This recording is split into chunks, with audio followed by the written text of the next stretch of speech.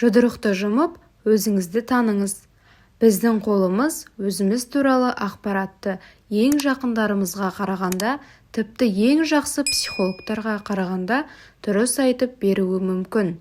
Ол үшін тек алақаныңызды жұмыңыз, қай суретте көрсетілген қолға сәйкес келеді, сол суреттің номері бойынша мәтінді оқиын. Біріншісі, бұл адамдар ұяң, көбісі парасатты. Олар жан-жақты жетілген, тірі энциклопедия. Сіз бір нәрсеге бағытталмайсыз, ұшы-қиыры жоқ ұғымды игеруге ұмтыласыз. Әлемді, өмірді кеңірек тануды ұнатасыз. Идея тудырушы ретінде қарайтын болсақ, қуаты таусылмайтын, қолды аяққа тұрмайтын адам деуге болады. Тұлғаның екінші қыры, қоғамдық ортадағы кейбір адамдар сіздің шынайы бейнеңізді тануы мүмкін.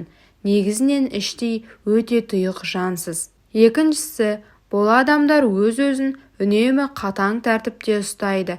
Кейде түнерген адам секілді көрінеді, бірақ іштей нәзік, жаны жараланғыш келеді.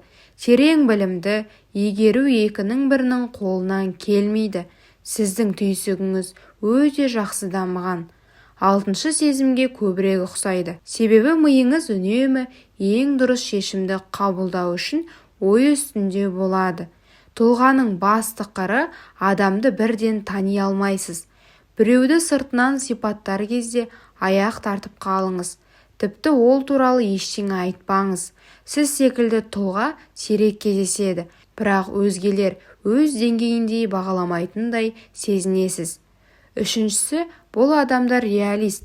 Аяғынан тік тұрады, тәжірибелерді жақсы көреді, бірақ кейде есепші болып кетеді.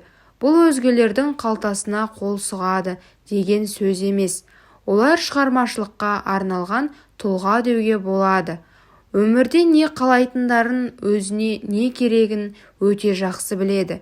Егер достары қолдайтынына сенімді болса, ол бағындырмайтын белес қалмайды. Сенімді, салмақты адам. Келесі қыры, көздеген нысанға жеткеннен кейін жерге түсуді ұмытып кетпеңіз. Жағдайдан қашықтау, оны дұрыс бағалай аласыз. Ал нақты бағалауға келгенде тамыр соғысыңыз баяуламасын. Төртіншісі, бұл адамдар байқағыш. Олар құмнан қамал тұрғызуға, тиыннан миллион құрауға қабілетті. Кішкене бюджетті ғана емес, өз ресурстарында басқара алады. Мұндай адамның ұраны ақырын жүріп анық бас. Олар мақтаншақ емес, бір қалыптылықты жақсы көреді. Тыныштықта сабырлы өмір сүргісі келеді. Тұлғаның екінші қыры, басқа типтегі адамдармен бірден араласып кете алмауы мүмкін. Өз аулаңызда тұйықталып қалмаңыз. Тек жол соңында сорпаңызды бөліп ішер жанның кім болары маңызды.